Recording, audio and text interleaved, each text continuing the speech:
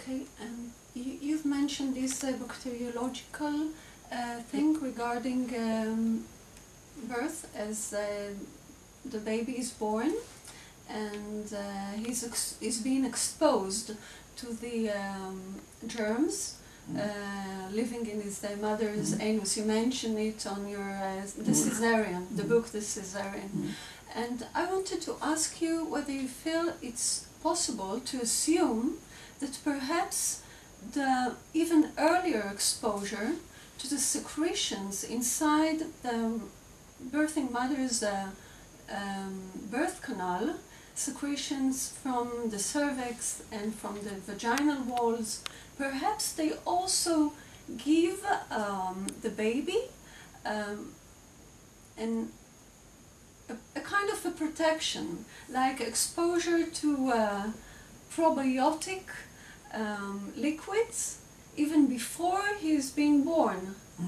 For this territory race, perhaps we feed him from within. Perhaps we can say that, but there is something we can say for sure, is that babies of human beings, mammals in general, human beings are particular, are supposed to be born by the vaginal route, via the perineum. The peritoneum, which is a part of the body, which bacteriologically speaking is very rich, you know, it's very rich zone in terms of bacteria.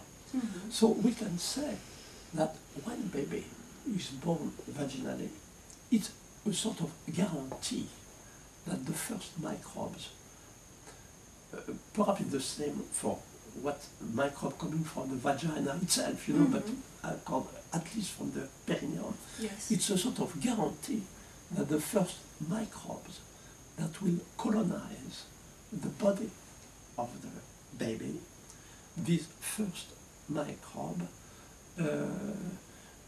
are friendly microbes because mother and newborn baby share the same antibodies called IgG. They cross easily the human placenta. So it's important for the baby to be first colonized by friendly, familiar microbes. Although the newborn baby has no microbes in his body, however, for this baby, some germs are friendly, familiar, because sharing the antibodies of the mother.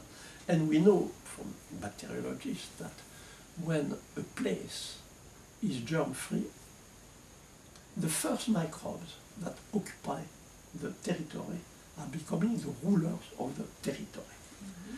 So that means that there is a difference, impossible to eliminate this difference between birth by the vaginal route and birth by cesarean section. Bacteriologically speaking, it cannot be the same. And that becoming very serious, because we realize today that our gut flora is to a great extent determined immediately after birth, according to the first microbes met by the body, plus the fact the baby has or has not early colostrum and so on. And how we build our gut flora at the very beginning appears today as a very serious issue. We know today that our gut flora is a little bit like our fingerprint. It's not something we can change. It's a part of our personality. We say today that it's 80% of our immune system. And recently, there have been studies, experimental studies with mice, but very important. They created conditions for mice to remain germ-free at birth, experimental. And then they introduce microbes. And if they introduce microbes after the critical period, that will influence the gut flora, but that will influence brain development. It seems that brain development is influenced by the how the gut flora is established. Until now, we're only thinking of the immune system in relation to gut flora. Now, we're thinking also about brain development according to what happens from a bacteriological perspective immediately after birth. Of course, it's animal experiment, but it's becoming a very serious issue. The bacteriological perspective is one of the best perspectives today to help people to reach a new awareness. Once more, we have to mix the perspective, you know, not just talking about hormones, about epidemiology and so on, but also bacteriology and so on. At the present time, I know when I talk with people with let's say a scientific background, in doctors, that introducing the bacteriological perspective, in other words, presenting birth as though a way to enter the world of microbes. When you are born, you discover the world of microbes. It's becoming a very serious issue related to how we build our gut flora and therefore our health and perhaps influencing brain development. So perhaps after cesarean sections, you should recommend doctors to somehow set a meeting of the baby, the newborn, with the gut flora somehow. Can that be possible? Of course, when you understand birth from a bacteriological perspective, and even if people try to make possible an early contact between baby and mother, of course it cannot be the same that being born by the vaginal route via the perineum with all these microbes, and it cannot be the same.